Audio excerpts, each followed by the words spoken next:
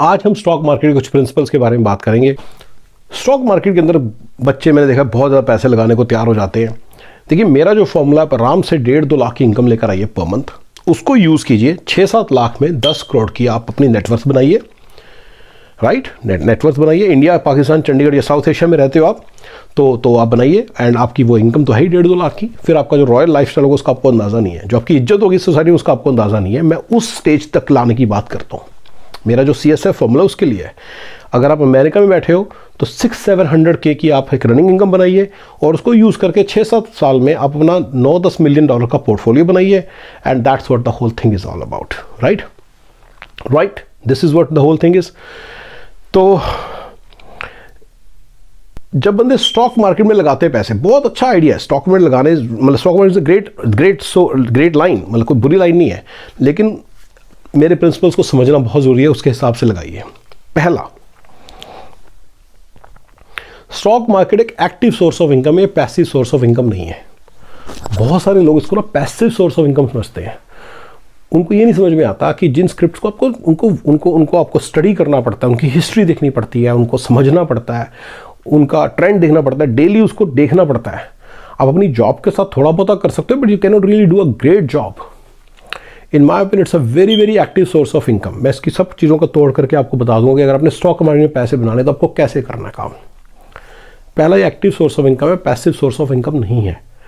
मैं तो कई बार बच्चों को देखा है कि मतलब संदीप जी कह रहे हैं देखो यार आपने अपना काम करते रहो, उधर पैसे लगा दिए, स्टॉक बढ़ता रहा। ऐसे नहीं है ये ऐसे नहीं है, ये गलत चीज़ है, ऐसा नहीं है।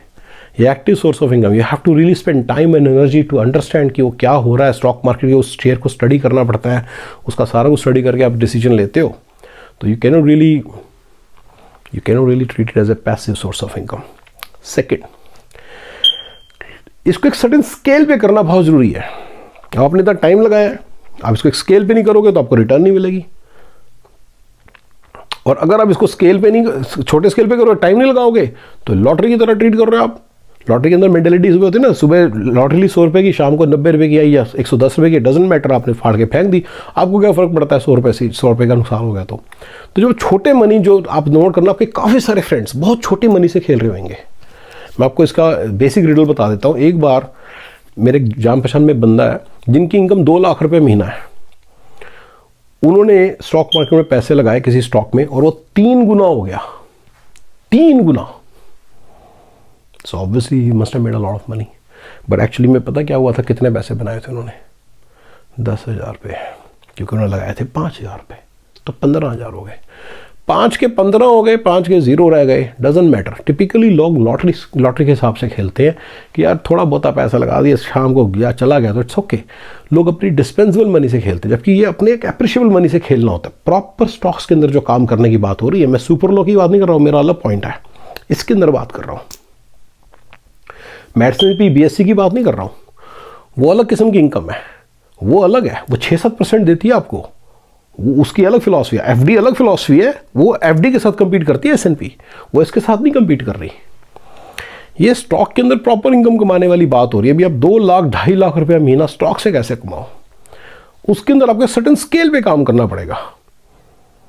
आपको 2-2.5 लाख 3 लाख रुपया लगाना पड़ेगा अगर आपकी चाहत है 3 लाख रुपये बने तो, मे बी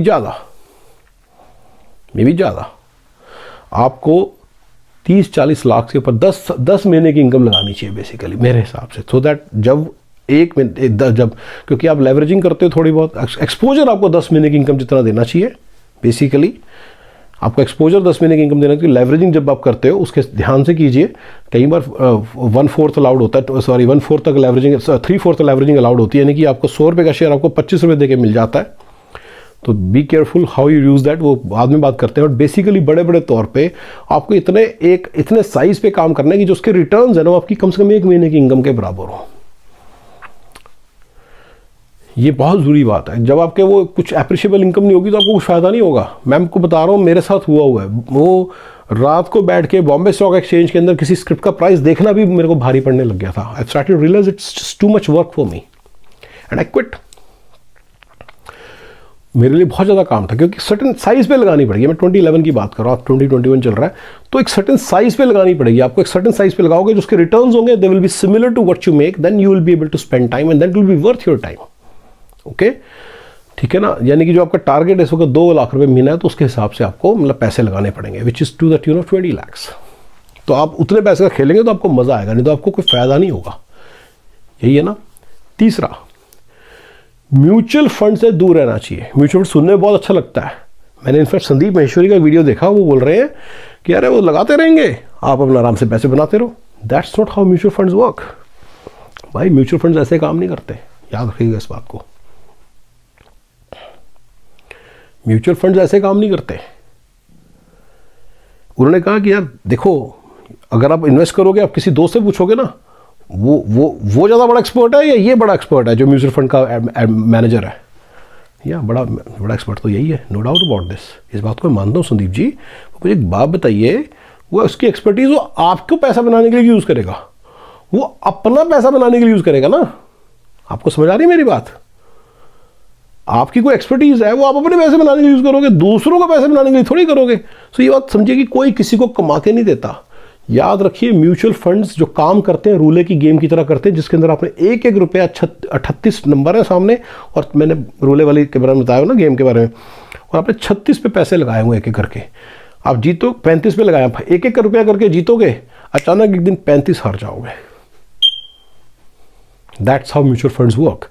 प्लीज अंडरस्टैंड। जो मैंने आपको 2008 के एक एपिसोड बताए हैं, 2009 का एपिसोड बताया, जो मैंने आपको 2013 का एपिसोड बताया, जो मैंने एनरॉन का बताया, उसमें अगर किसी ने म्यूचुअल फंड में पैसे लगाए थे तो सारे चले गए। जिसने जीएम के म्यूचुअल फंड में, जीएम बेस को म्यूचुअल फंड में पैसे, सारे पैसे चले गए। Making sense? इस बात को समझिए कि म्यूचुअल फंड के अंदर पैसे लगाने वाली जो एक्सपर्टीज है वो उसकी है, वो अपने लिए यूज़ करेगा, आपके लिए नहीं यूज़ करेगा। मैं कोई एक और बात बताता हूँ, ये म्यूचुअल फंड वाले होते हैं ना, इनकी पीछे से टाका फट्टी होती है, for lack of a better word. Agreement बोलना चाहता था, बट टाका फट्टी से क्लियर रहता है कि नेगेटिव एग्रीमेंट है, आपके लिए नेगेटिव है, नहीं तो आपको क्लियर होगा कि टाका फट्टी होती इनकी। मान लो इनको पता है, इनका जो उन्होंने पोर्टफोलियो है उसमें मतलब 30% ग्रोथ होगी, तो उन्होंने किसी ना किसी लॉस वाले के साथ बात कर लेनी है कि मैं शॉर्ट कर देते हैं, जो 12% नीचे गिरेगा, 18% रिटर्न इस साल के लिए बहुत अच्छी लगी मेरे इन्वेस्टर्स के लिए, वो 12% मेरे को पैसे तू दे दियो। I am just telling you, they can play a lot of games with you guys. अगर आपने रिस्क लिया, आज S&P, अगर आपने रिस्क लिया कोविड के टाइम्स में, जब स्टार्ट हुआ था, अगर आपने उस वक्त स्टॉक मार्केट गिर गई थी, राइट, 30% नीचे आ गई थी, अगर आपने उस वक्त स्टॉक लिया और अभी ऊपर चली गई है, 25% ऊपर चली गई है, तो आपको प्रॉफिट हुआ। लेकिन ये ऐसे काम नहीं करेगी। जब प्रॉफिट होगा थोड़ा होगा, लेकिन जब नुकसान होगा तो पूरा होगा, थोड़े से ज़्यादा होगा। एक्चुअली बिल्कुल तब भी पूरा नहीं होगा, थोड़े से ज़्यादा होगा। तो रिमेंबर, ये रूले की गेम की तरह काम करता है म्यूचुअल फंड, ये आपके किसी काम का नहीं है। ऑप्शंस उस लॉटरी की तरह काम करती है, सुबह 100 रुपये की लेते हैं और 95 रुपये की बेच देते हैं। ये सिर्फ आपको एक किक देती है, मज़ा देती है। इसमें आप ज़्यादा पैसे नहीं लगा पाते। 1000 रुपये लगाते हो, शाम तक या 2000 रहते हैं, 0 रह जाते हैं। That's how options work, right. दूर रहना चाहिए ऑप्शन से। ये पैसे कमाने का तरीका नहीं है, मज़ा लेने का तरीका है। मज़ा लेने के लिए आप फरारी लो, मज़ा लेने के लिए आप वेकेशन पे जाओ, पैसे खर्च करके आते हो ना, मज़ा लेने के लिए ये भी कर लो चाहे, लेकिन ये मज़ा लेने का तरीका है। पैसे बनाने का तरीका ये नहीं है। ऑप्शन से पैसे नहीं बनाने का तरीका। ऑप्शन से पैसे बनाने का तरीका है पीछे ऑपरेटर का। और यही मेरी आपको सलाह है। अगर आपने एक्टिवली इस काम को करना है, तो प्रॉपरली करना है, आप टर्मिनल खोलिए। आप ब्रोकर तो बहुत बड़ी बात होती है, टर्मिनल खोलिए। चंडीगढ़ के अंदर जैसे कम से कम तो 25-30 टर्मिनल्स हैं, वो टर्मिनल ओनर बनिए, फ्रेंचाइजी लीजिए किसी उस इन्वेस्टमेंट का, किसी ब्रोकर का, ये कीजिए ना, आपको बहुत एक्सपोजर भी मिलेगा। सबसे बड़ी बात, आपके रनिंग इनकम का सोर्स यही होगा। प्लस आप जो कभी आपको सबसे पहले टिप्स पता चलेंगे, और सबसे पहले आप मतलब आप लोगों की बेवकूफ़ियाँ होते देख सकेंगे, और आपको पता चलेगा लोग कैसे हार जीत रहे हैं। फिर धीरे धीरे आप कभी स्टॉक्स में इन्वेस्ट करके और पैसे भी बना सकते हैं। लेकिन सबसे पहले आप दिन से आपकी इनकम स्टार्ट हो जाएगी, क्योंकि you will be making money through the commissions. Making sense?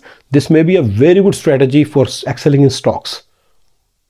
तो अगर आपने सच में करना है तो इस तरह से कीजिए। This is my advice. इसी तरह से रियल एस्टेट में मेरी एडवाइस है कि रियल एस्टेट एजेंट बनिए पहले। अगर आपने रियल एस्टेट के अंदर हाथ पैर मार रहे हैं तो रियल एस्टेट एजेंट बनिए, रियल एस्टेट डेवलपर बनिए। ये रिटेल इन्वेस्टर बन के रियल एस्टेट में से हाथ पैर मारने से कुछ फायदा नहीं होगा। हाँ, सुपर लो मार्केट में फायदा उठा सकोगे, but then you need a discipline, वो अलग पॉइंट है। लेकिन इसमें बड़े बड़े तौर पे यही आपको करना है, यही सॉल्यूशंस के अंदर आ रहा है कि आपको ये सब करना पड़ेगा as a side hustle. Side hustle भी कर सकते हो आप, टर्मिनल खोल लीजिए, साइड हसल में जाइए, आपको ऐसी इवनिंग की जॉब पकड़ लीजिए, सुबह के समय 5 घंटे डेली लगाइए स्टॉक मार्केट के ऊपर, टर्मिनल के ऊपर खुद बैठिए। इफ़ यू 21, 27 तक आराम से बैठ सकते हैं ना, 28, 30 तक बैठ सकते हैं, यंग ही होता है बच्चा, आप कर सकोगे, ऐसी कोई बड़ी बात नहीं है। लेकिन आपको इस तरह से करना है। और स्टॉक मार्केट के प्रिंसिपल्स, स्टॉक मार्केट का किसी को नहीं पता कि ऊपर जाएगी या नीचे जाएगी, ये हमेशा याद रखिए।